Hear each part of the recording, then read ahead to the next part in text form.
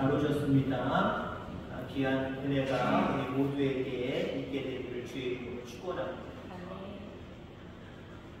고등학교 때 교련이라는 과목이 있었고요. 여러분들 중에도 더 심한 모습으로 군사훈련 비슷하게 교과목에서 배우신 분들도 있겠지만 저 때는 교련을 배웠어요. 교련 시간에 주로 하는 게 뭐냐? 주로 제식 훈련이죠. 차렷, 별중샷, 우로가, 좌우가, 자양 앞으로 가, 우양 앞으로 가. 그 다음에 누구 기준을 정해놓고 기준, 야, 너 어디서 기준? 그럼 기준! 그러면 양팔 간격으로 해청으로 그러면 다닥다닥 붙어 있다가도 그 기준점이 움직이면 안 되죠? 그 기준으로 삼은 사람은 절대로 손만 들고 움직일 필요가 없습니다. 움직이면 안 되는 겁니다. 그리고 모여! 라고 하는 지시에 맞게 그 기준으로 해서 그 변하지 않는 기준으로 해서 뒤로도 양팔 간격으로 펼쳐 모이는 그런 모습들을 보게 되고 기준을 다시 정해서 이제 좁은 간격으로 해쳐모여 그런 아까 있었던 상태로 다닥다닥 붙어있는 그 상태로 집합을 하게 됩니다. 거기에는 반드시 기준이 있습니다. 그럼 기준이 없다고 생각해 보세요. 선생님이 야! 한 100여 명 되는 학생들 앞에 해쳐모여! 그러면 저기가 있는 애들, 여기가 있는 애들, 짜만치가 있는 애들 우죽 쓰리겠죠? 지죽 낙죽이겠죠? 아마 그걸 군대라고 한번 생각해 보세요. 그런 사람들이 나가서 싸운다? 승리할 수 없을 겁니다. 오늘 제목의 말씀이 축복의 기준입니다. 우리 그리스도인들은 하나님이 복 주시려고 하나님의 자녀로 삼아주신 분이 있습니다. 물론 그 중에 가장 큰 복은 구원의 복이죠. 하나님의 자녀가 되고 영원한 생명의 나라의 유업자가 되는 그런 복입니다.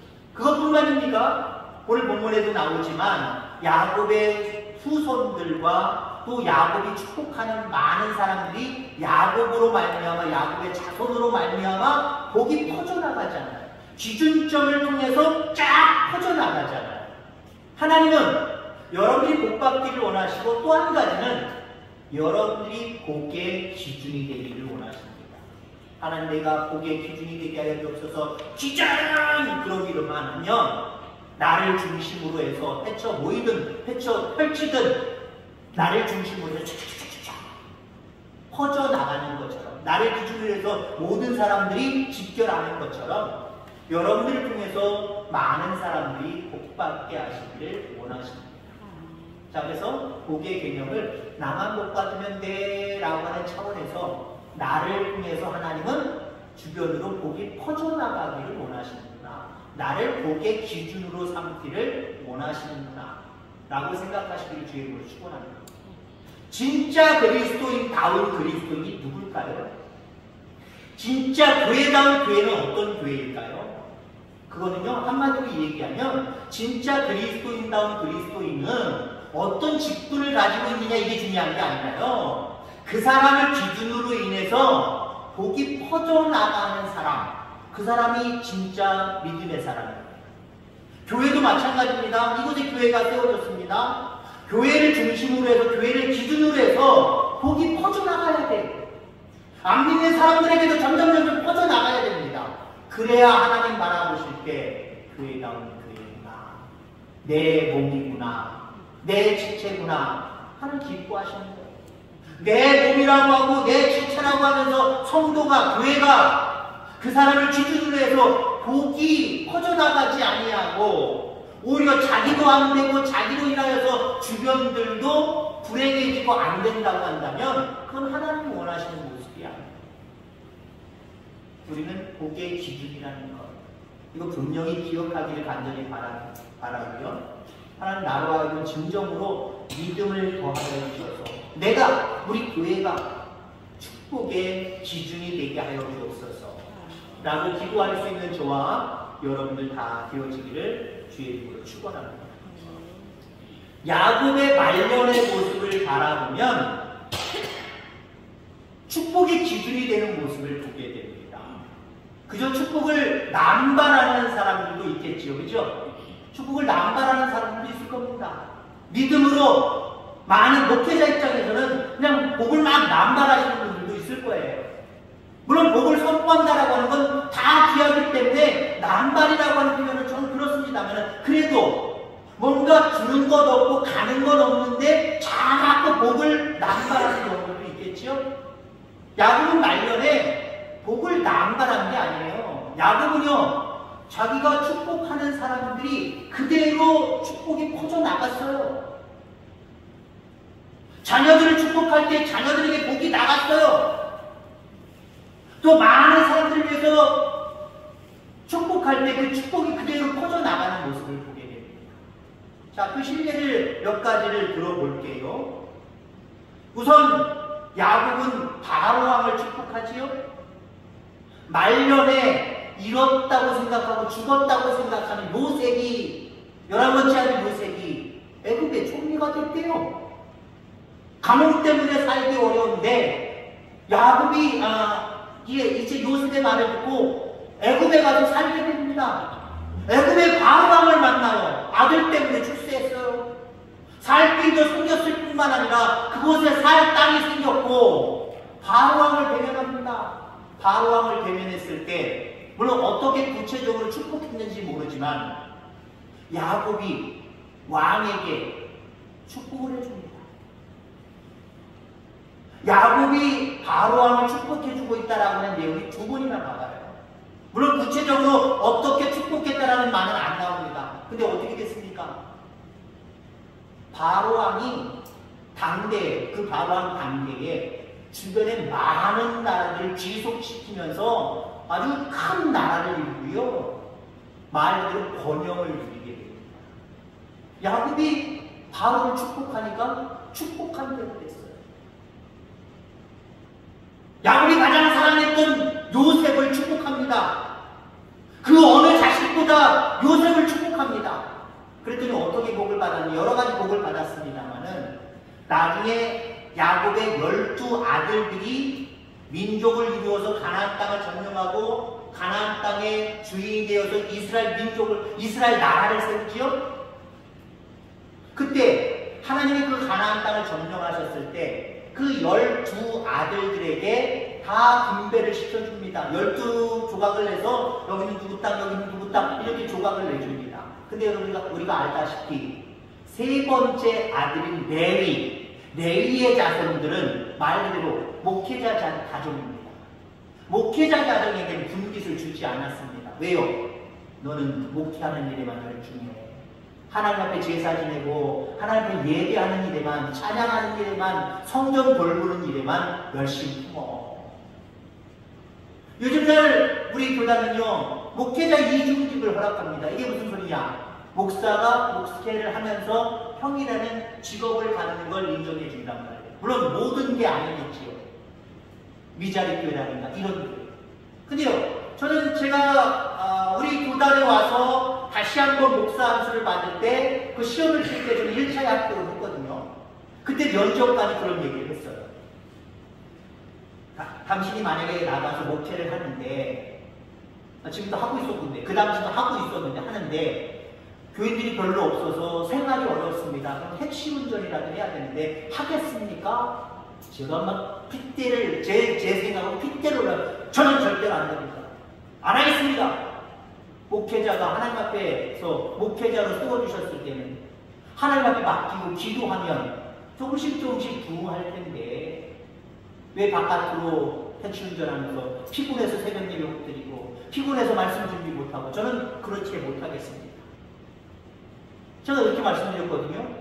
그 이야기를 이제 면접 끝나고 주변에 같은 동료들한테 나눴습니다. 나눴더니 동료들이 한다는 소리가 형은 면접에서 떨어졌어. 당신은 면접에서 떨어졌어. 그러더라고요. 왜? 그랬더니 지금 우리 교단 정책이 제가 그때가 2010년도인가?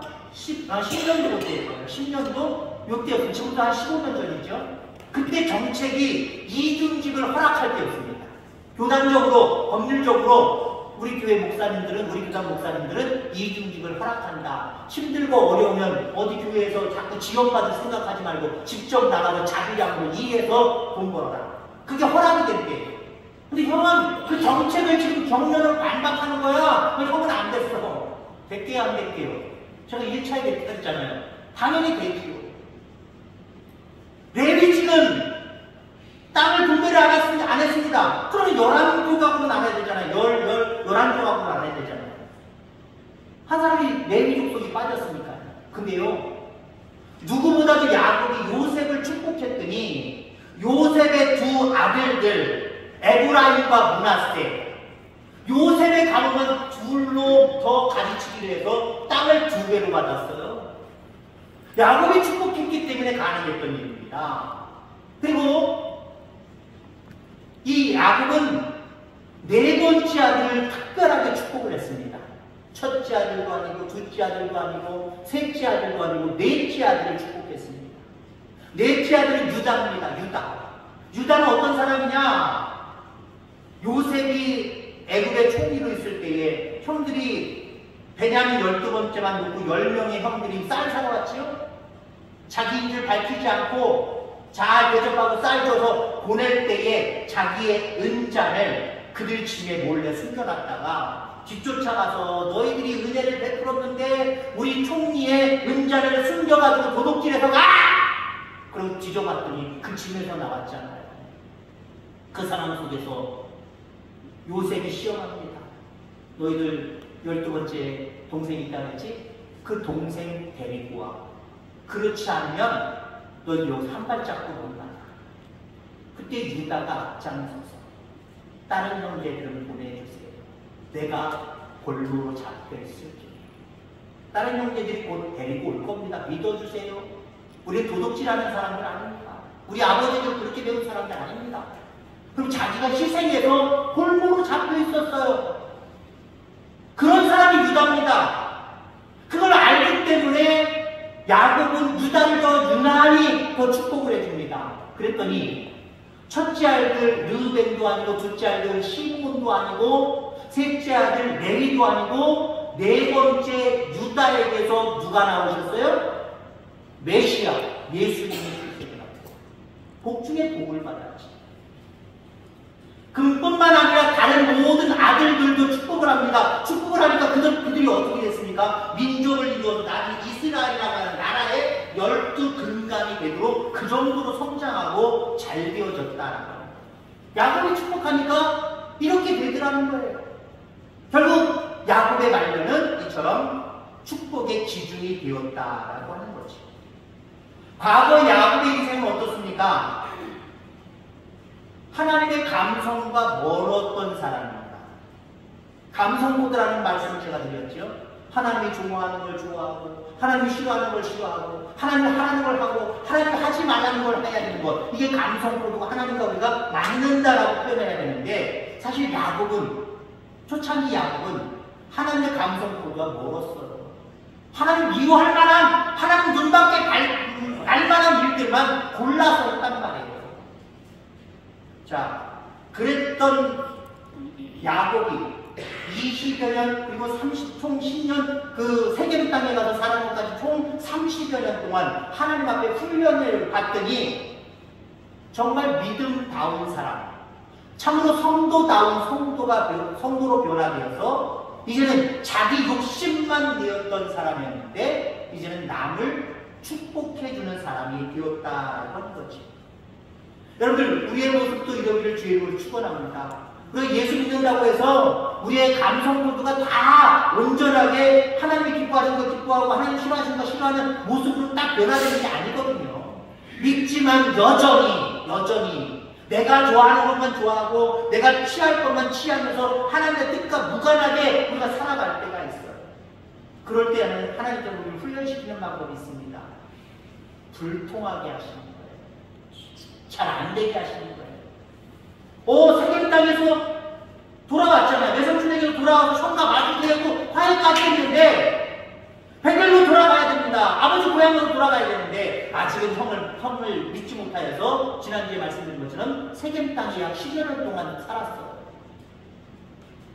총 30여 년 동안 하나님이 불통을 통해서 여러 가지 환난을 통해서 핍박을 통해서 자기 뜻대로 되어지지 않는 모습을 통해서 하나님이 훈련을 시키셨습니다. 그리고 세겜 추장에게 자기의 딸 디나가 겁탈당하는 모습을 통해서 또 어려움을 겪게 하셨죠. 여러분 그렇습니다. 하나님은 우리가 축복의 기준이 될 정도의 믿음의 성장 그 부분에 이르도록 우리를 기다리시고 우리를 훈련시키시는 줄 분명히 있습니다. 우리가 미워서 불통을 주고 우리가 미워서 환난과 핍박을 주는 게 아니에요. 우리를 축복의 기준이 되게 하시기 위해서 우리를 훈련시키는 거예요. 왜 민족을 이루는 그런 사람으로 야곱을 선택하셨다면, 나비 이름이 이스라엘로 바뀝니다만 이스라엘 선택하셨다고 한다면 처음부터 하나님의 뜻을 알려주시고 하나님 뜻대로 살게 하시면 얼마나 좋아요. 그런데 20여 년 동안 외삼촌 밑에 가서 정말 고생은 고생대로 마음고생, 몸고생, 마음고생 모든 것들 다 했잖아요. 11년 동안 편안하게 사는 것 같지만 마지막 부분에 큰 환난을 경험하기도 하잖아요. 왜 그렇게 하실까요? 우리를 다듬어 가시기 위한 거예요. 하나님은 우리를 다듬으십니다.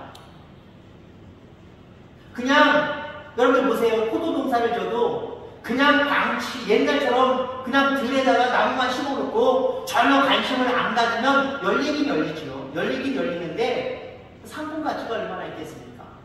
근데 애쓰고 힘쓰고 땀 흘리고 노력하면 노력할수록 더 상품의 좋은 질의 열매를 걷게 되잖아요. 하나님 우리를 절대로 방치하시지 아니하십니다.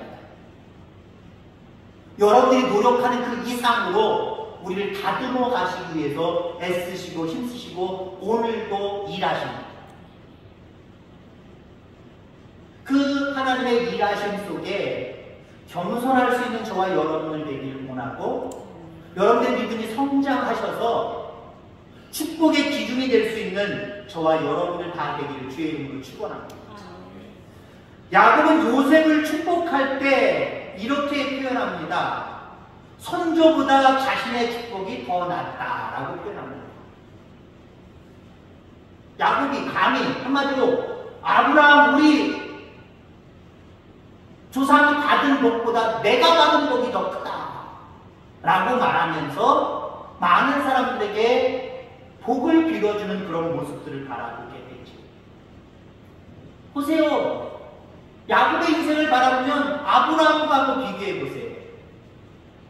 아브라함도 늘 형통한 건 아니지만 나름대로 야곱보다는 형통한 인생을 살았어요. 바로왕 앞에 가서 야곱이 뭐라고 얘기를 합니까? 나는 험악한 세월을 살아왔습니다 라고 표현할 정도로 자기 인생이 험악한 걸 알아요.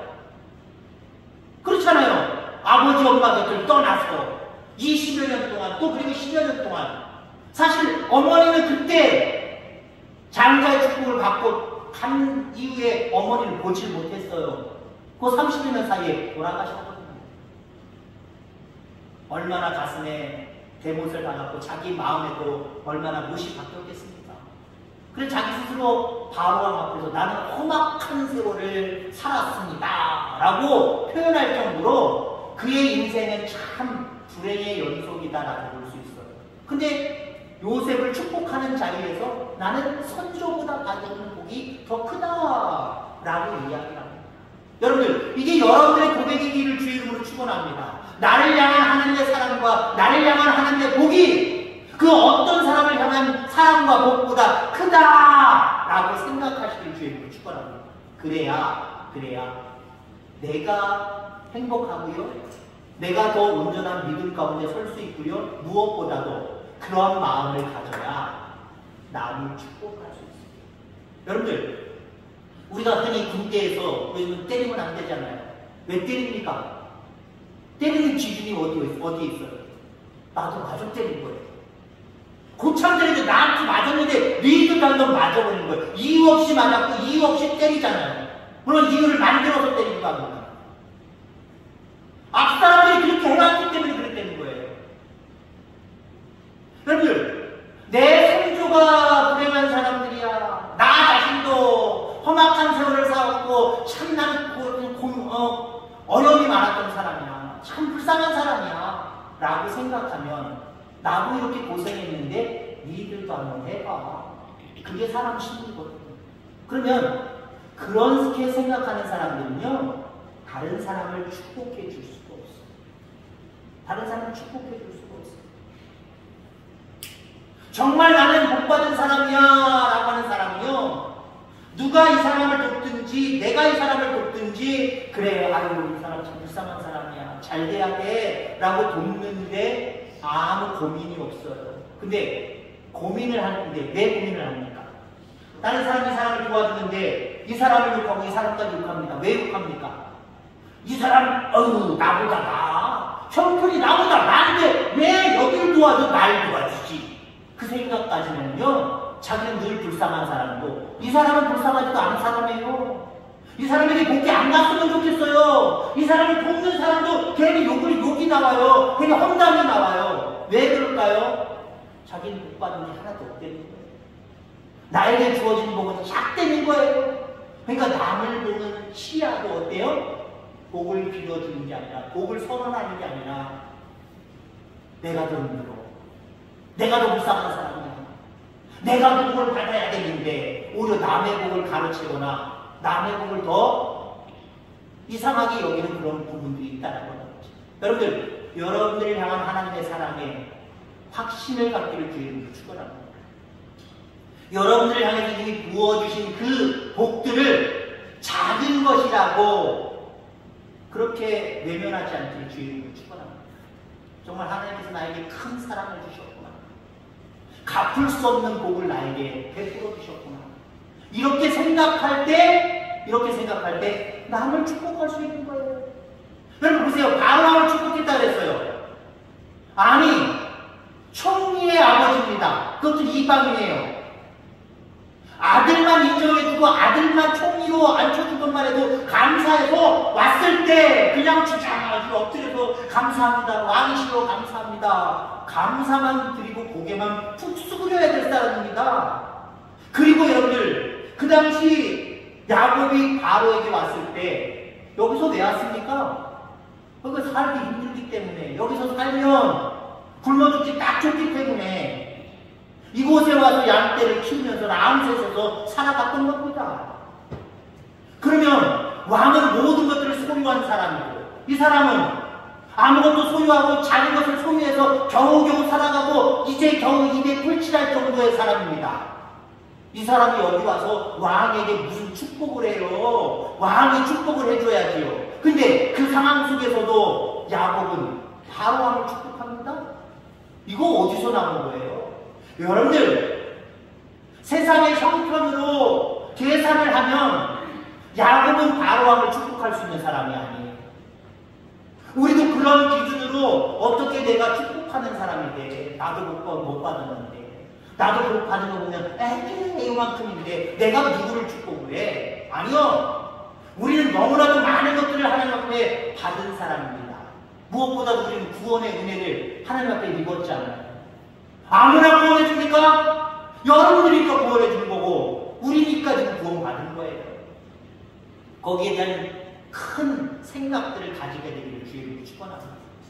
이 은혜 갚을 수도 없어요. 우리의 육신의 힘으로 모든 것들을 동원해서 갚는다고 할지라도 갚을 수가 없어요. 평생을 갚아도 다 못 갚아요. 바다를 먹물 삼아서 하나님의 은혜를 다 적어낸다 해도 못 적어요. 그 정도로 우리 하나님 우리에게 주신 은혜와 사랑과 복은 한이 없다는 것, 그걸 여러분들 마음속에 느끼시기를 주의 이름으로 축원합니다. 그래야 하나님 앞에 하나님 감사해요, 나는 행복한 사람이에요, 그런 믿음을 가지고 살아갈 수 있는 거고요. 그런 믿음을 가지고 살아가는 사람들에게는요, 하나님 더 줄 수밖에 없어요. 더 큰 복을, 더 큰 은혜를 계속해서 공급해 줄 수밖에 없어요.